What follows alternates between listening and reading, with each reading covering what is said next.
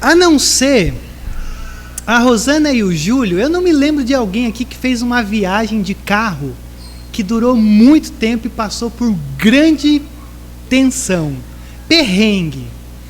Alguns anos atrás, eu tive a oportunidade de vir da Bahia para cá, de carro, num Classic.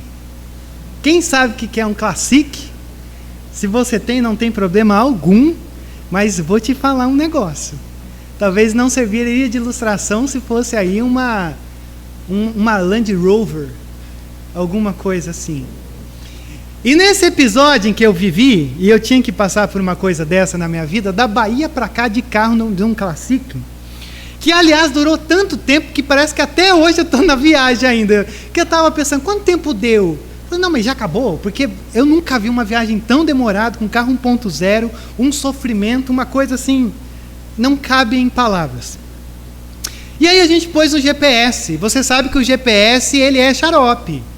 Porque o GPS, ele não vai falar assim, ó, existe um caminho aqui que é um caminho bom, mas esse caminho bom tem os pedágios, então assim, mas você vai embora. Ele não fala isso, ele te dá uns caminhos que você olha assim, você puxa, você fala, estranho, mas vou nele. Está falando aqui que é 40 minutos a menos, ou no caso da Bahia é 3 dias a menos, então eu vou nele. E aí a gente foi. Era um atalho. Não me lembro de nada, porque eu só sabia olhar para o GPS. Até aqui em São Paulo, eu confundo a radial com marginal, Pinheiro, não sei o que lá. Então eu fui. Só que quando a gente começou a entrar por esse caminho, o negócio começou a ficar sinistro. Porque quando você olhava para frente, sabe quando não tem nada? E você andando, e horas e horas, e você começa a falar, rapaz, você já imaginou se você chega lá na frente, e aí tem uma placa de assim, ó, acabou o caminho, você tem que voltar tudo. E você perdeu tanto tempo nessa jornada que você, eu não acredito, eu vou morar aqui. Tipo, desistiu de voltar, de tanto você andou. Só que não foi isso que aconteceu. Era estrada de chão. Estrada de chão, sei que todo mundo sabe, mas pedrinhas que fala estrada de chão, né? É quando não tem nada de asfalto. Só que não é só nada de asfalto, é puro barro. E aí, você imagina o que estava acontecendo? Estava chovendo. E quando você olhava para a estrada, que a gente andou um pouquinho, e aí daqui a pouco travou o carro, simplesmente parou. Era trator do teu lado, era caminhão, até o trator estava atolando. E a gente falou, cara, e agora? O que a gente faz? Será que a gente acampa aqui, mora aqui, vive o resto da vida aqui até chegar alguém e asfaltar? Ou a gente tenta ir? E a gente tentava ir, não estava indo. Mas assim, não é que não estava, não sei se você já ficou atolado, mas quando você tem um carro 1.0, não é uma crítica ao carro 1.0, o carro parece que vai explodir, porque ele vai e não sai do lugar, e você começa a entrar em desespero, parece que o motor vai voar assim, e você vai... E eu me lembro, porque parecia um sonho, sabe aqueles pesadelos bem estranhos? Parecia um pesadelo, que quando a gente estava nessa situação, a gente tentava ir, não ia, e mais do que não ir para frente, é ir para trás. Então você estava voltando e atolado e tal, até que no meio de muito jejum e oração de segundos e minutos e horas ali, a gente falou, cara, dispersa tudo e tenta ir com o carro meio de lado, porque o carro vai de lado, e gente vindo, uma coisa sinistra. Eu só sei que na minha mente, se a viagem durou mais ou menos 1 mês e meio, eu acho que só nesse episódio aí a gente ficou 1 mês. De tão angustiante, desesperador que foi. Tudo isso por causa do quê? Por causa de um atalho. Um atalho que falou, vai por ali, vai ser melhor, você vai chegar mais rápido. Mas que a gente passou um perrengue que eu falei assim, eu nunca mais viajo mais do que 3 horas de carro na minha vida. E eu nunca mais vou na onda de um atalho que o GPS vai me convidar a fazer. Eu estou contando essa história aqui para você, porque hoje a gente vai olhar para o capítulo 15 de Gênesis.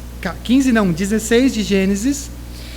E eu olho para esse capítulo aqui, e eu olho para ele e eu digo, Deus do céu, esse pessoal pegou um atalho também, e esse pessoal agora entrou numa lama não tem o que fazer, não tem como ir para frente, não tem como ir para trás, e acelera para todo lado, e o Abrão, a Sarai, está todo mundo desesperado, e o negócio está tenso, e como é que eles vão sair desse lamaçal?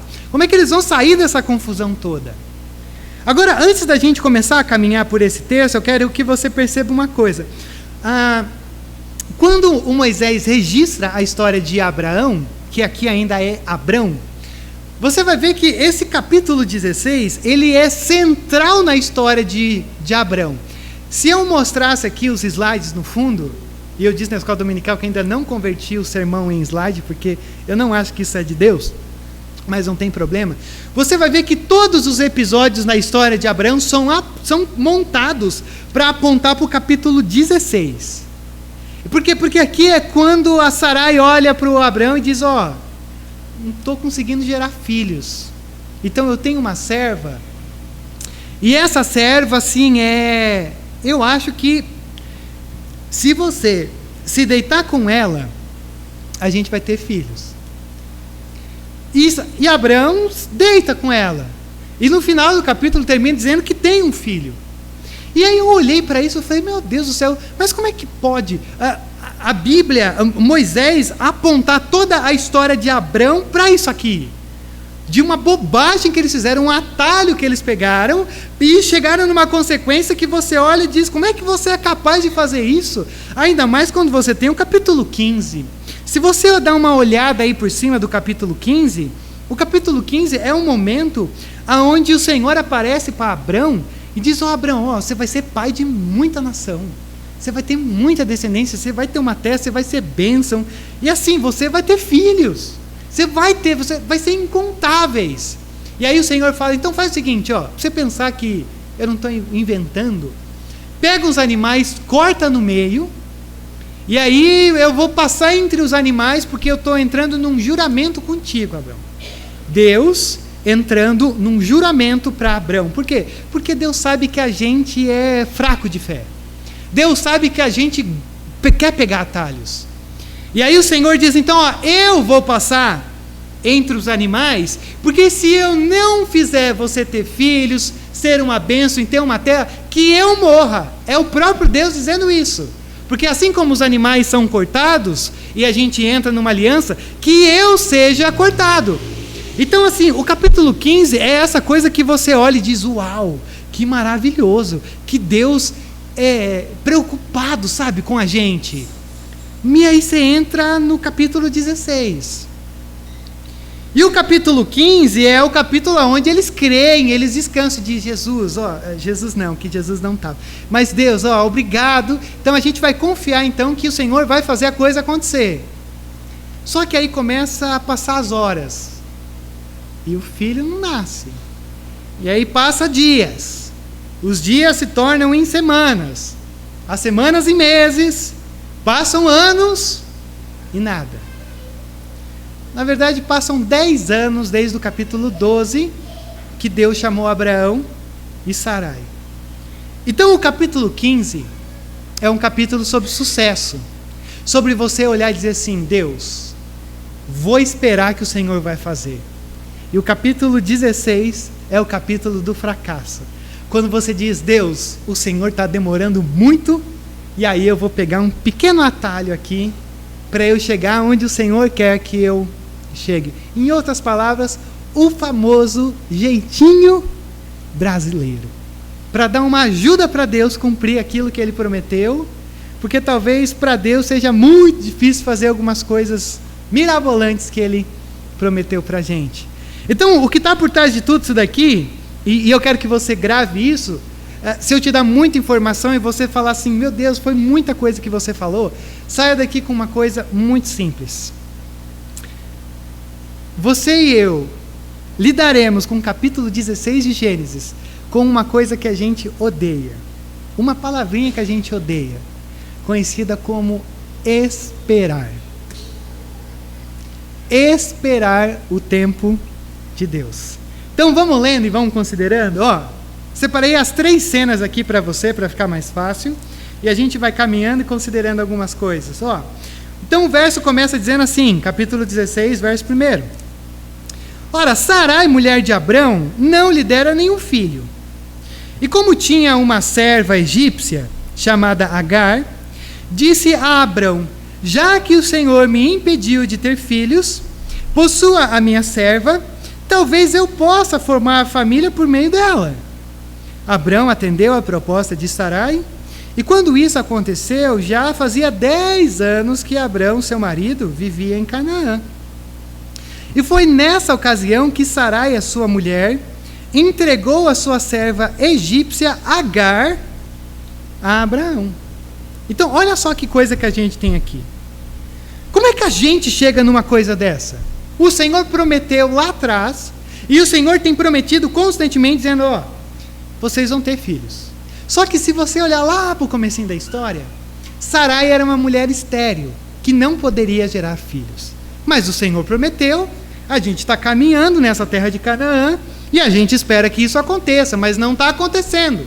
10 anos se passaram, porque Moisés faz questão de dizer 10 anos depois, e aí você tem que ler assim, 10 anos depois e ainda nada está acontecendo. E aí Sarai olha e diz, ó, tem um plano.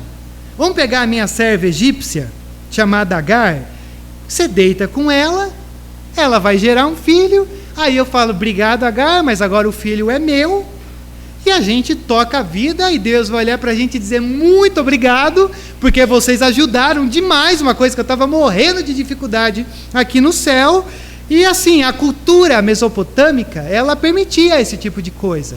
Não tinha problema algum você deitar com a sua serva, para gerar filhos e depois você olhar e dizer, são meus, e está tudo bem.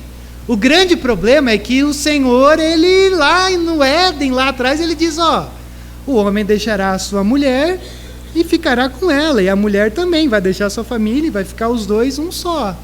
Então, 2 que são um em Deus.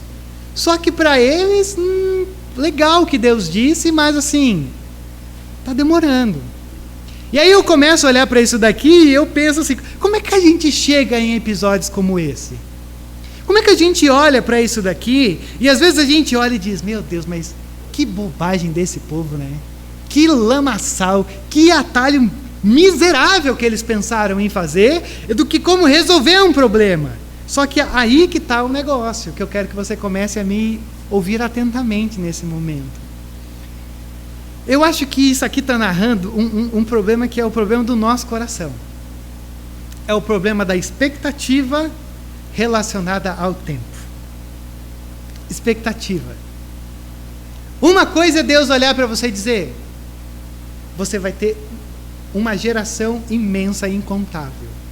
Oh Deus, obrigado. Outra coisa é o tempo estar passando, 1 ano, nada. 2 anos, 3 anos, 4 anos, 5, 6, 7, 8, 9, 10. E você fala assim, ixi, eu acho que aconteceu alguma coisa. E aí começa a surgir uma angústia no teu coração.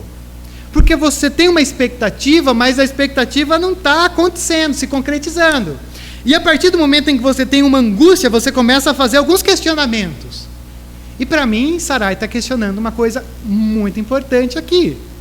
Porque quando Sarai olha e diz, eu tenho um plano que envolve a minha serva, talvez Sarai, mas assim, talvez, Sarai pensou assim, ó, Abraão, Deus só prometeu que você ia ser o pai de uma grande nação.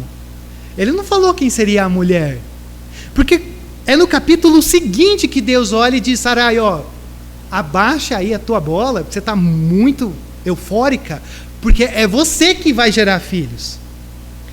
Então, para mim, parece que a angústia começou a tomar uma forma no coração, que começou a gerar questionamentos, e os questionamentos começaram a gerar coisas do tipo, mas será que eu mesmo estou envolvida nesse ato miraculoso de Deus?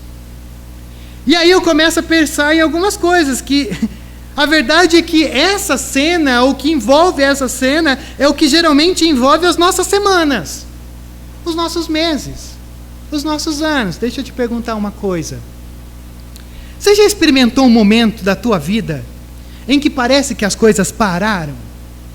Algumas coisas assim, que você para e fala e diz, caramba, isso parou, sabe?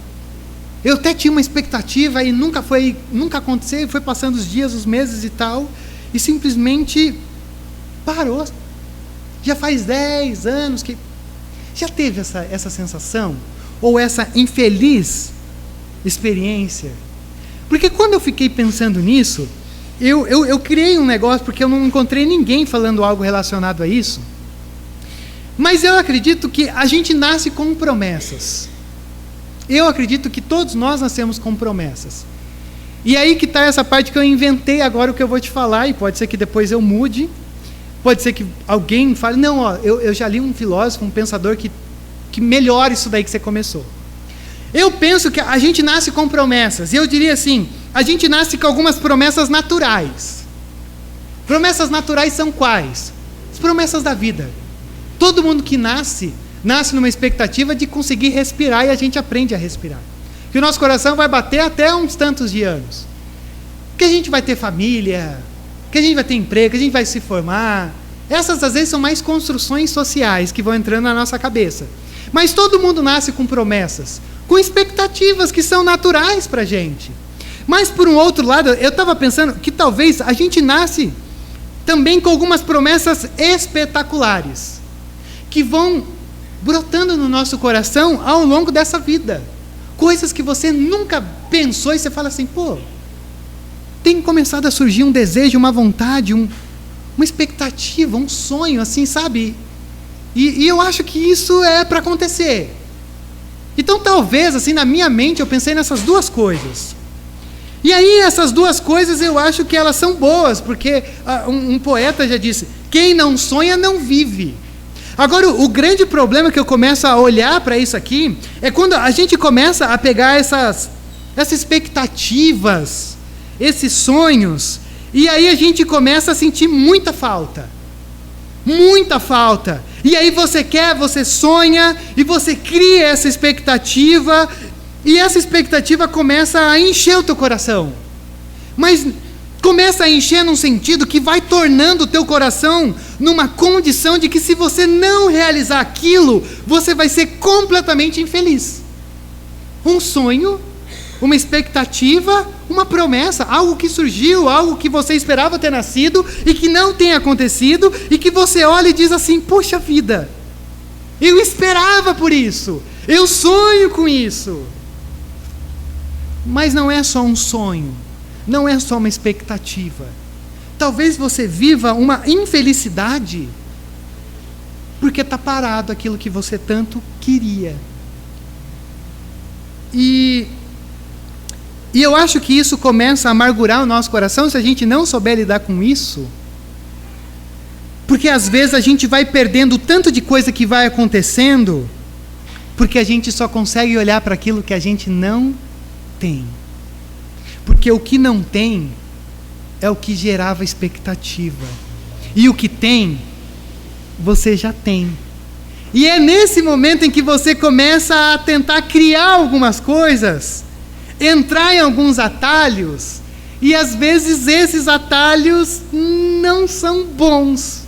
Porque parece que eles vão atualizar o tempo para deixar mais rápido, mas logo ali na frente vai ter um lamaçal que vai travar tudo.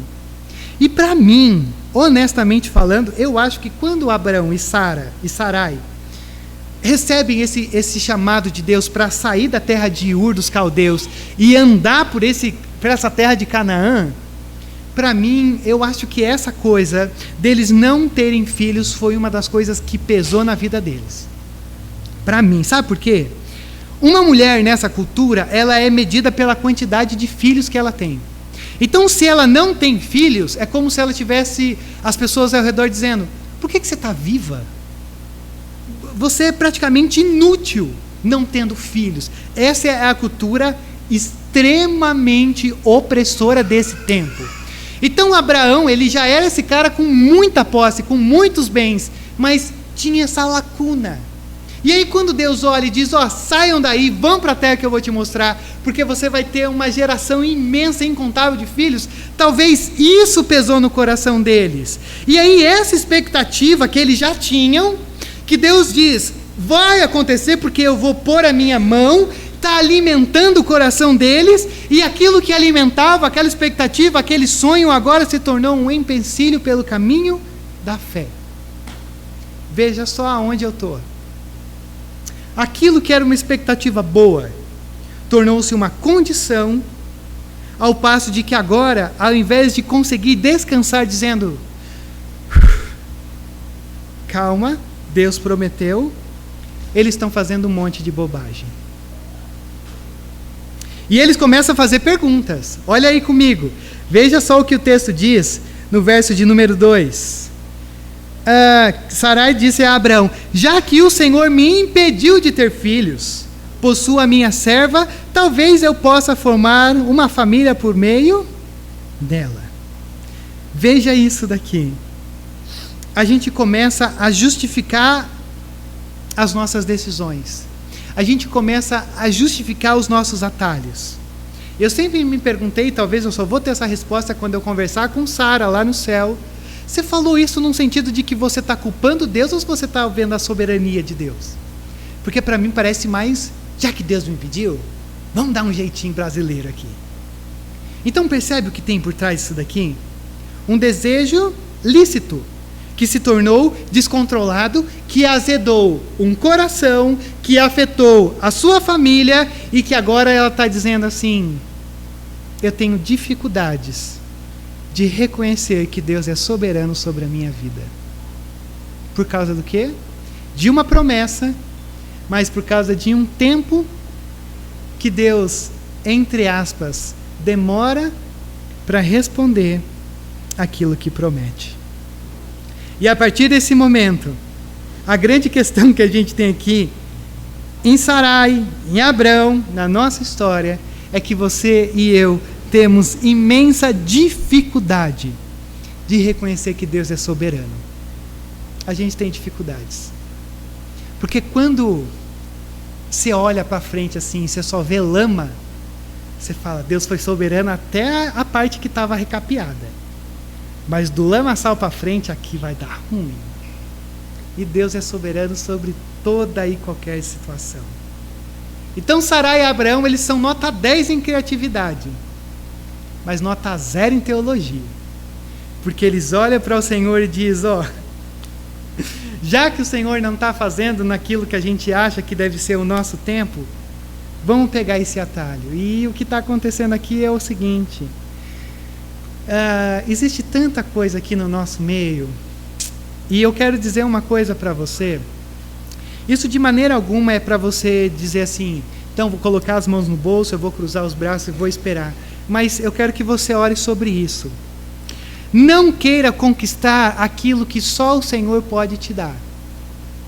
Não entre por esses atalhos. Não estou dizendo para você falar: não vou fazer mais nada. Eu estou falando para você: ai meu Deus, como é difícil às vezes pregar isso pelas coisas que eu vou vivendo também. Mais do que Deus, às vezes, responder às tuas expectativas e os teus sonhos, Deus está moldando o teu caráter. Porque não são 10 anos que Deus ficou inativo. São 10 anos que Deus está moldando o caráter de Abrão, para depois virar Abraão, de Sarai, para depois virar Sarai. Então, um grande problema nosso é que o nosso tempo é um tempo para ontem. E a gente acha que Deus está perdendo o passo. E o grande problema de Deus é que Deus está mais preocupado com o nosso caráter do que com as expectativas que você e eu temos. E aí, olha só, olha que atalho absurdo. Porque, na verdade, eu esqueci de começar dizendo esse sermão, porque era o dia da mulher, dia 8. Então, parabéns, mulheres, que seja sempre um dia que vai ecoando todos os dias das suas vidas, inclusive no coração dos homens. Olha só como essa coisa das mulheres se desenrola aqui. E ele possuiu Agar e ela engravidou. Quando se viu grávida, começou a olhar com desprezo para sua senhora. O circo está armado. Uma decisão começou a gerar graves tensões. E aqui que está o negócio. No meu caso, eu consegui chegar ainda pegando um atalho tão assustador. Mas os atalhos, geralmente, eles nunca te levam para o destino certo. eles sempre vão criar uma rota contrária, que você vai cair em outro lugar, para depois você voltar tudo e dizer, ô burro que eu sou, desculpa o termo, de ter entrado por isso daqui. Porque agora a Agar, ela falou, pô, engravidei, a minha, não vou falar dona, mas a minha senhora não conseguiu. E aí, olha só, abre comigo aí em Provérbios. Abre comigo, porque esse provérbio aqui é uma coisa espetacular.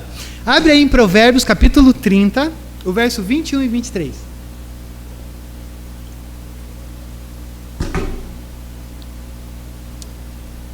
Provérbios, capítulo 30. Olha só o que o texto vai dizer. Provérbios 30, vou ler do 21. 3 coisas fazem tremer a terra, e 4 ela não pode suportar. Ou seja, eu vou dar para você 3 coisas e 4 assim que é...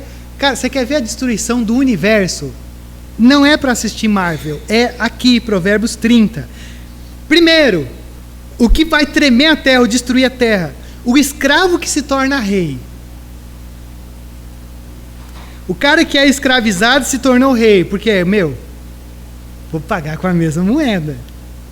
O insensato farto de comida. Você quer ver a nossa ruína? É quando sobra o pagamento do mês. Você pagou todos os boletos, você fala, meu Deus do céu, tem alguma coisa errada. Sobrou dinheiro, eu estou esquecendo de alguma coisa. E aí você fala, março, IPVA do carro. Vou ter que pagar tudo agora. E aí você vai fazer um empréstimo, porque você se lascou. A mulher desprezada que por fim se casa, porque vai criar uma dependência emocional desse homem, que esse homem pode fazer o que quiser com ela e ela vai continuar lá. Mas olha o último. A escrava que toma o lugar da sua senhora. A escrava que se coloca ou que toma o lugar da sua senhora, aí acabou. E o que está acontecendo aqui é justamente isso. Agar se viu grávida, Sarai não consegue engravidar, e agora Sarai começa a sofrer as consequências, porque agora Agar se tornou a mulher da casa. Então olha o verso 5. Então Sarai disse a Abrão, caia sobre você a afronta que venho sofrendo. Coloquei a minha serva em seus braços, e agora que ela sabe que engravidou, despreza-me. Que o Senhor seja o juiz entre mim e você. Veja só, ela está dizendo, a gente entrou por um caminho esquisito, a gente pegou um atalho estranho, e assim, as coisas deram errado, porque talvez Sarai olhou e disse, eu acho que eu podia ter orado antes, né? Porque agora ela diz, que o Senhor seja o juiz entre mim e você. Mas antes, o que ela diz? O maridão, pega a minha serva, se relaciona com ela, porque talvez é dela que vai vir. Eu não sei se você se identifica com isso, mas geralmente a gente, eu acho que não, acho que só acontece isso comigo. Primeiro a gente toma os atalhos e depois que a gente fez a bobagem, a gente começa a dizer, Deus, misericórdia. Primeiro a gente olha o tempo mais curto, e aí você entra no lamaçal, e quando você está no meio do lamaçal, você fala, Senhor, se eu sair dessa, o Senhor sabe que eu vou ser melhor. E o que está acontecendo aqui é isso. Primeiro a gente faz a bobagem e depois a gente começa a pedir socorro a Deus. Só que o grande problema é que o negócio é complicado, porque ninguém assume culpa, e isso é nosso. Olha o verso 6. Respondeu Abrão a Sarai, a sua serva está em suas mãos. Faça com ela o que achar melhor. Olha que maravilhoso esse marido. Que coisa perfeita. Esse marido, ele repete o mesmo pecado do Éden. Consegue ver? A sua serva está em suas mãos. O que ele está dizendo aqui é o seguinte, foi a mulher que tu me destes. Foi a mesma coisa que o Adão disse para o Senhor, mas por que você fez isso? Aí o Adão diz, foi a mulher que tu me destes. Se o Senhor não tivesse feito a mulher, eu nunca teria feito isso. O que está acontecendo aqui é a mesma coisa. Foi você que me deu a mulher.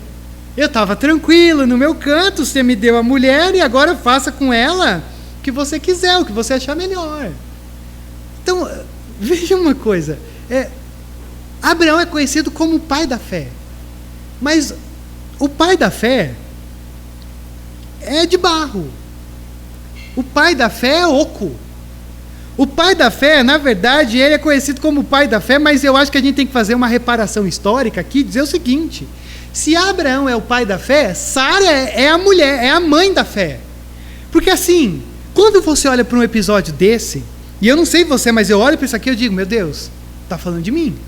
O Senhor está falando de mim aqui. Sou eu fazendo essas coisas. A primeira coisa que eu penso é, será que eu vou conseguir chegar até o final da minha vida guardando a fé? Porque quando você olha para um episódio como esse, isso daqui é o que eu enfrento pelo menos umas 8 vezes ao longo do meu dia. Senhor, muito obrigado pelo que o Senhor fez até aqui, mas daqui para frente isso é meu. E aí eu começo a me entrar na lama e eu falo, Deus, a partir de agora é com o Senhor. Isso aqui é a nossa história. E aí eu fico me perguntando assim, será que eu vou conseguir chegar lá no final como Paulo, dizendo assim, guardei a fé, combati o bom combate e agora a coroa está me esperando? Sabe por quê? Porque às vezes a gente pensa que uma pessoa ser conhecida como o pai da fé, e agora com a nossa reparação histórica, a mãe da fé, é uma pessoa que sempre conseguiu acertar as escolhas da vida. Mas eu quero dizer uma coisa que vai te libertar. Ser conhecido como uma pessoa de fé não é porque você tomou todas as decisões e andou tudo bonitinho. É que mesmo fazendo um monte de bobagem, você ainda consegue voltar e continuar caminhando. Isso é ser conhecido como uma pessoa de fé. É pegando um monte de atalho, fazendo um monte de bobagem e dizendo, Deus, aonde eu estou, aonde eu vim cair, mas Deus, ainda estou aqui com a maior cara de pau aqui no culto para te adorar. Rodrigo, mas e a tua semana? Não, Deus, não entra nisso não. A semana é o capítulo 16. Aqui no domingo à noite é o capítulo 15. É o capítulo da aliança. É o Senhor passando entre os animais dizendo, como eu amo vocês, eu sou fiel, vocês vão ser guardados, sustentados. Mas ao longo da semana é o capítulo 16. Então, a grande pergunta é, será que a gente vai conseguir chegar até lá? Porque geralmente a gente vai desanimando conforme a gente vai vendo os nossos pecados. Agora, não se engane, os pecados que você comete, as bobagens que você vai cometendo, eles não têm que te impedir de se achegar a Deus. Pelo contrário, é eles que têm que te impulsionar a ir para esse Deus. Porque esse Deus sempre está pronto a te perdoar. Na verdade, Ele já te perdoou na cruz. Por isso que nós podemos caminhar, ainda que fazendo um monte de bobagem, acertos e erros, mas a gente pode continuar indo. Porque a cruz sempre cobre a nossa transgressão. A cruz sempre cobre o nosso pecado. Só que daí a gente começa a entrar numa terceira cena e eu tenho que dizer para vocês, eu fiquei angustiado. Porque olha só como a história termina. Então Sarai maltratou Agar, que essa acabou fugindo. Eu olhei para isso daqui e geralmente as pessoas da nossa cultura bíblica, eles não estão nem aí para Agar. Eles só focam em Sara e Abraão. E eu olhei para essa Agar essa semana e eu falei, meu Deus do céu, o que estão fazendo com essa mulher? Essa mulher não tinha direito algum de dizer, obrigado pelo Dia das Mulheres. Porque essa mulher, a vítima inocente, que caiu na história, talvez aconteceu quando lá no capítulo 12, Abraão e Sara desceram para o Egito, como um ato de desobediência também, mas aí é para outro sermão.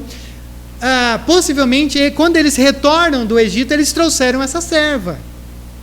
E aí o que acontece? Essa mulher foi abusada é um termo forte, foi usada para gerar filhos para Abraão, para Sarai, engravidou, e aí começou a maltratar, porque falou, eu vou pagar com a mesma moeda. E aí nesse momento, a Sarai olha para ela e diz, você vai sofrer na minha mão.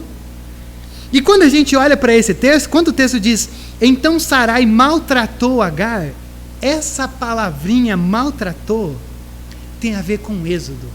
Tem a ver com aquela opressão que os israelitas sofreram na mão dos egípcios, lá no comecinho de Êxodo 1.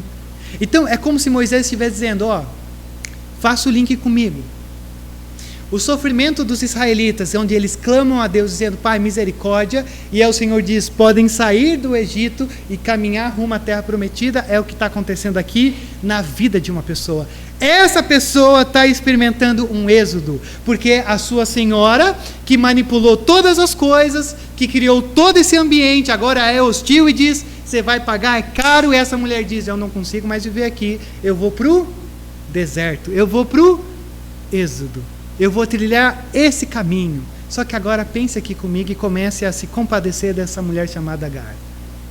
Ela está no deserto, grávida. Essa mulher, você não sabe o que vai acontecer. Ela simplesmente saiu, grávida.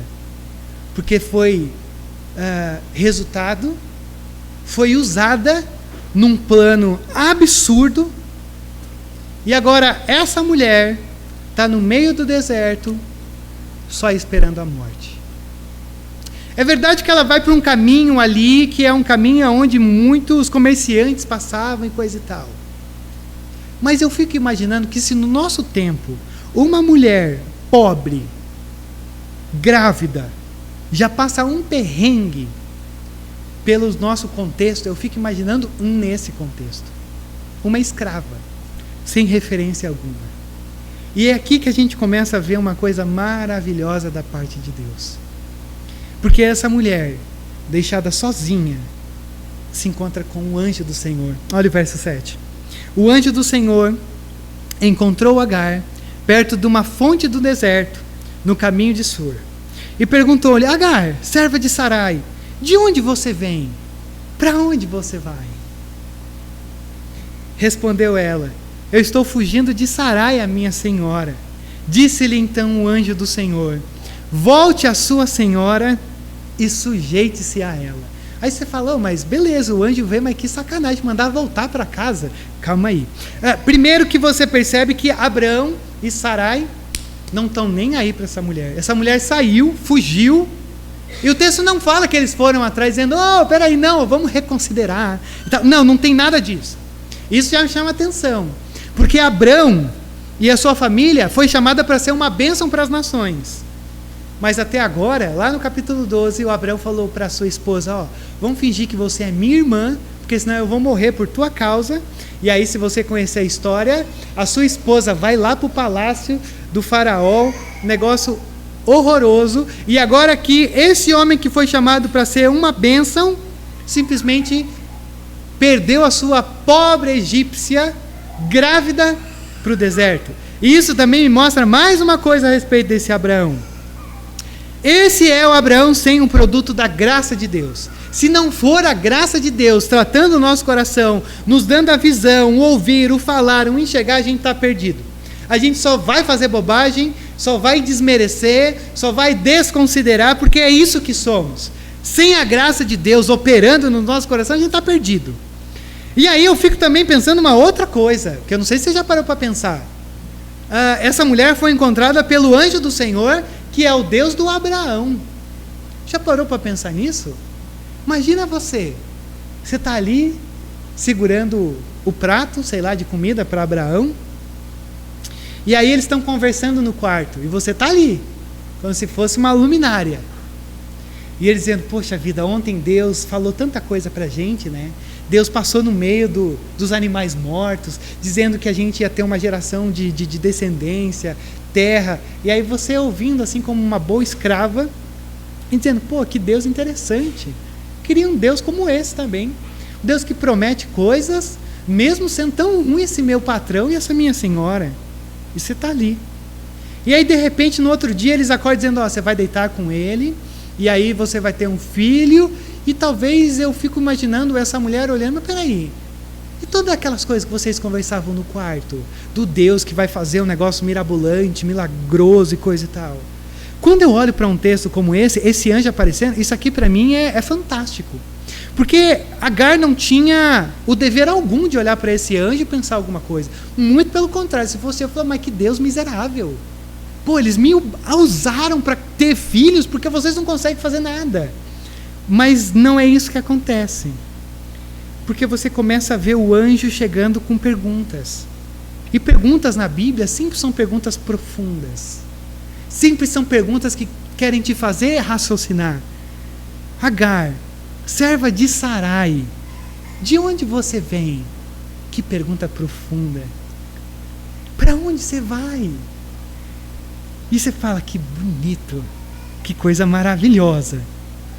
O grande problema é quando o anjo diz o que o planejou. Porque ela diz, estou fugindo de Sarai, minha senhora. Então disse-lhe o anjo do Senhor, volte à sua senhora e sujeite-se a ela. Talvez a gente poderia pensar assim, o anjo poderia dizer, volte-se para a sua senhora, e aí, eu deixei uma espada guardada lá, você vai lá e... vingança. Mas não, o que acontece aqui é o quê? Volte e se submeta. E aí você deve estar pensando assim, mas que sacanagem o anjo pedir isso. Possivelmente essa mulher estava indo para o Egito.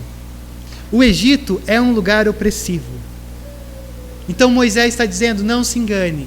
Ainda que haja uma tensão familiar na família de Abrão, ainda é o melhor lugar para ela estar. Então o anjo está preservando essa mulher de uma coisa pior ainda para acontecer. E disse mais, olha aí, já estou terminando. Verso 10, disse mais o anjo, multiplicarei tanto os seus descendentes que ninguém os poderá contar. Disse-lhe ainda o anjo do Senhor, você está grávida e terá um filho, e lhe dará o nome de Ismael, porque o Senhor a ouviu em seu sofrimento. Ele será como jumento selvagem, e aí mais uma vez o anjo nos decepciona. A sua mão será contra todos, e a mão de todos contra ele, e ele viverá em hostilidade contra todos os seus irmãos. Olha que coisa, começa bem e termina mal. Mas o que a gente tem aqui é mais ou menos o seguinte. O Senhor está dizendo assim, Agar, você vai ter um filho, o seu nome vai ser Ismael, e saiba de uma coisa. Primeiro, multiplicarei tanto os teus descendentes que ninguém poderá contar. Veja que coisa maravilhosa que você tem aqui. Agar é a única mulher do Antigo Testamento que recebe uma promessa como essa. Uma mulher que é egípcia, não tem nada a ver com Abraão, com a aliança, é uma mulher de fora. E é a única mulher que recebe essa promessa. Porque geralmente só homens recebem. Então, feliz Dia das Mulheres, porque vocês são extremamente valorizadas na Bíblia. Começa por aqui. Mas também ele diz assim, você está grávida, você vai dar o nome de Ismael, porque toda vez que você chamar o teu filho, você vai saber que o Senhor cuidou de você no deserto, só que ele vai ser um jumento selvagem. E aí está um negócio que você fala, mas por que isso? Bom, simples. Voltar para casa num lar como esse, você já imaginou crescer num ambiente desse aqui? Então o Ismael, ele é meio que assim, ele vai ser fruto do que ele vai vivenciar no lar dele. Só que lá na frente esse menino aqui, ele fica bem do mal, porque ele vai zombar de Isaac, que vai ser o filho legítimo, vamos assim dizer e tal. Mas aí você vai continuando a tua leitura ao longo dessa semana. O que eu quero que você perceba aqui é o que acontece quando ele diz, a tua descendência vai entrar em conflitos e coisa e tal, porque o que a gente tem aqui, conforme você vai pesquisando aí nos livros e gente inteligente, você vai ver que o que acontece aqui é uma tensão que acontece até hoje com os israelitas, que é uma tensão entre os israelitas e os palestinos. Até hoje existe uma tensão por causa desse episódio. E o anjo já tinha dado a letra. Vai dar ruim. Por causa do quê? Por causa de um atalho. Por causa de um lugar, um momento em que eles disseram assim, Deus, o Senhor está demorando demais.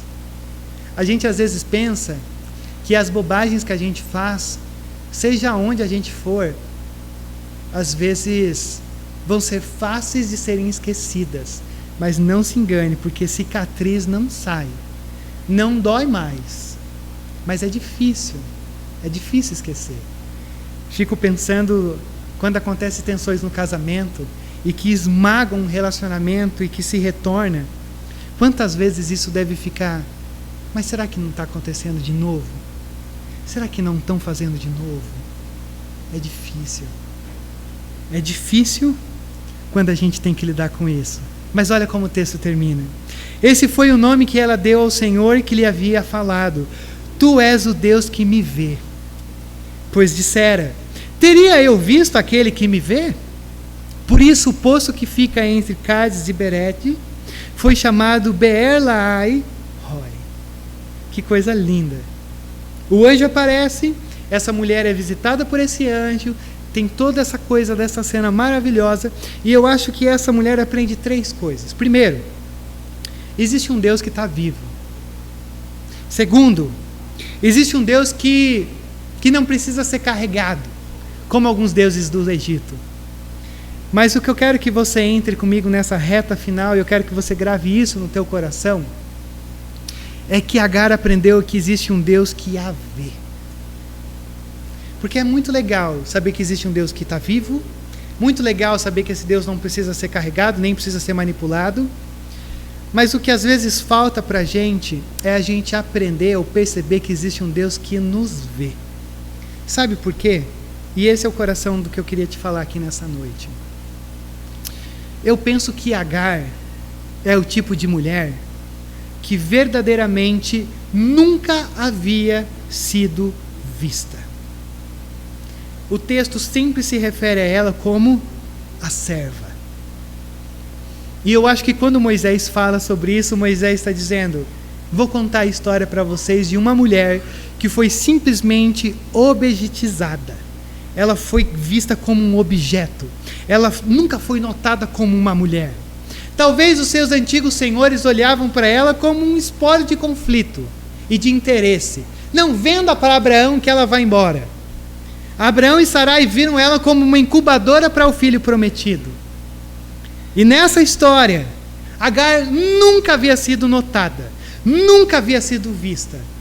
Até mesmo quando esteve nu diante de Abraão e de Sarai, eles não olharam para ela como uma mulher, como Agar, mas como só um instrumento para a gente conseguir o que a gente precisa.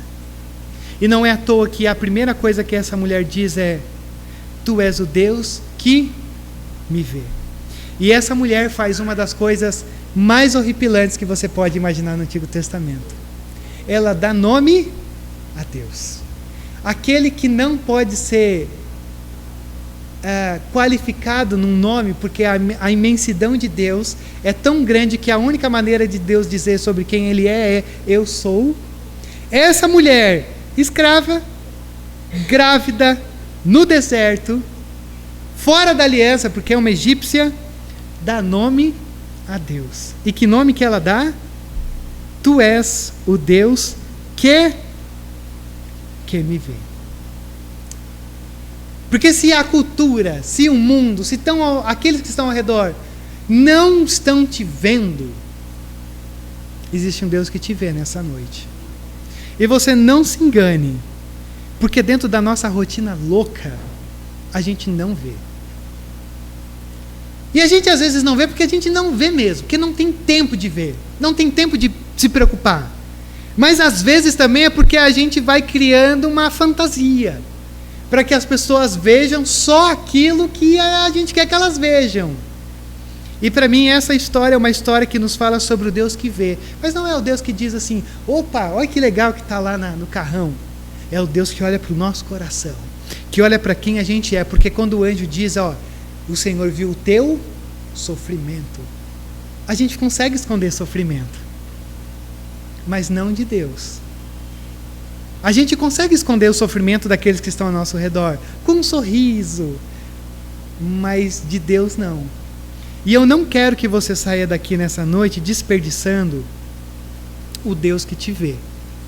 Eu não quero que você saia daqui sem perceber que no meio de todas essas voltas que a gente tem aqui nesse texto, percebeu que Abrão e Sarai, eles estão no mesmo lugar da onde eles começaram, ainda sem o legítimo herdeiro. E percebeu que com toda essa trama eles não ajudaram Deus em nada, não facilitaram em nada, mas só fizeram mais bobagem para o currículo deles. E aí eu olho para uma passagem como essa e eu digo: meu Deus do céu, não tem ninguém bom nessa passagem. duas pessoas fazendo uma coisa tão horripilante e uma miserável, literalmente, que olha pra gente e diz: pô, que coisa boa, no meio de toda essa bobagem agora eu descobri um Deus que me vê.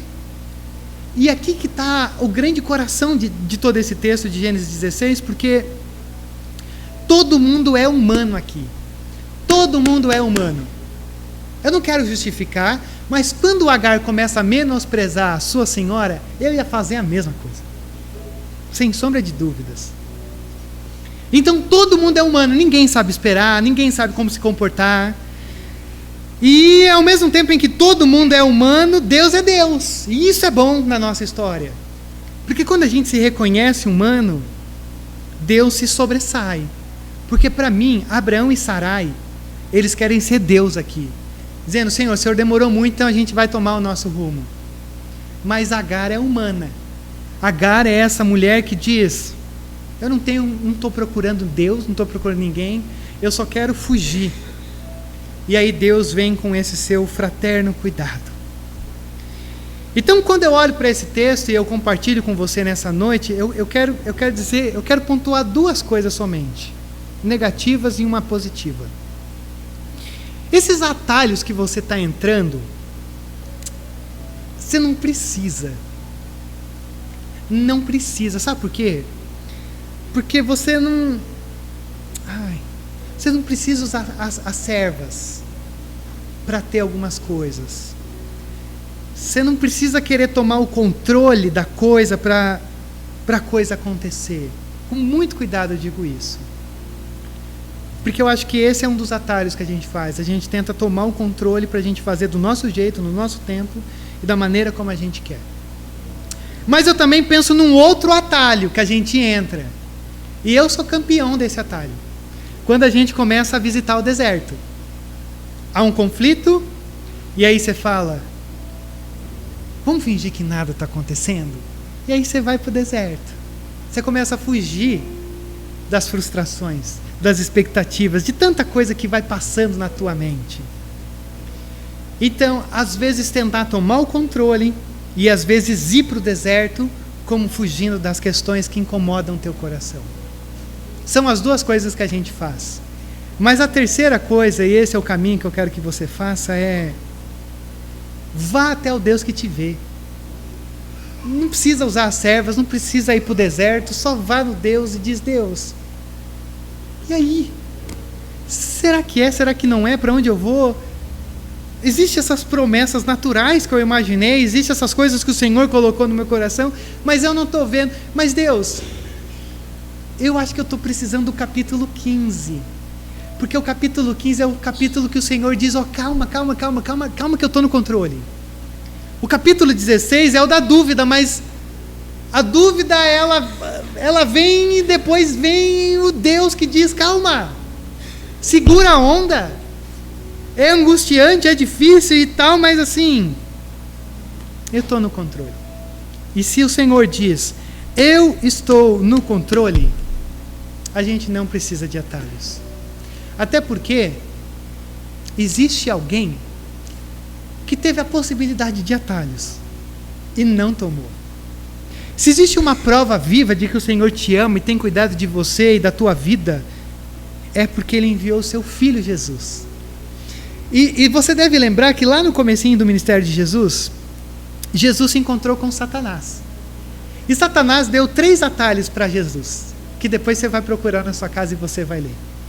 Quando ele diz: não, Jesus, você não precisa enfrentar a cruz, não. Ó, vai aqui, faz isso e faz aquilo outro. O Senhor vai ser assim, reconhecido e glorioso no mesmo momento. E Jesus diz o quê? Eu não preciso de atalhos, porque eu conheço o meu caminho, e o meu caminho é o caminho da cruz. E o que a cruz significa para a gente? O Senhor nos ama, e o Senhor sabe o que está fazendo, e a gente pode se derramar diante dEle, porque Ele é o Deus que nos vê. E eu fico pensando que quando Jesus está andando no caminho da cruz, carregando a sua cruz, eu tenho absoluta certeza que Ele pensava em cada um de vocês aqui, em cada um de nós.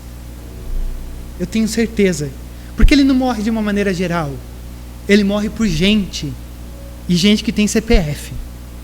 E aí nesse caminho eu fico imaginando ele falando: é torturoso, tá doído, mas Rodrigo, faça valer a pena. E aí eu fico imaginando ele na cruz, e ele sofrendo a agonia da morte, com toda aquela cena, aquele sofrimento, mas ele dizendo: eu aguento, porque eu preciso satisfazer a justiça de Deus, morrendo no lugar do Rodrigo e de cada um de vocês aqui nessa noite. E aí Jesus morre, e quando Jesus ressurge dos mortos, eu fico imaginando ele dizendo: ok, já cumpri, e agora, Senhor, que o Senhor também nos faça ressurgir desses mortos, trazendo vida em nosso coração. Vida nesse caminho torturoso que a gente vive. Mas torturoso não significa que Deus não está nos vendo. Se torna mais torturoso quando você não enxerga esse Deus. Então a gente vai cantar uma última canção, mas eu quero que antes você curve a sua cabeça e você tenha a oportunidade de orar pela fé, de falar com esse Deus que está te vendo nesse momento. E se fosse um pastor, se fosse alguém poderoso, eu fico imaginando o que você poderia dizer. Mas você está diante do Deus glorioso. Então, assim, não precisa escolher as palavras. Não precisa querer orar bonito. Mas só gaste 1 minuto falando daquilo que talvez está angustiando o teu coração e que precisa ser resolvido pela cruz.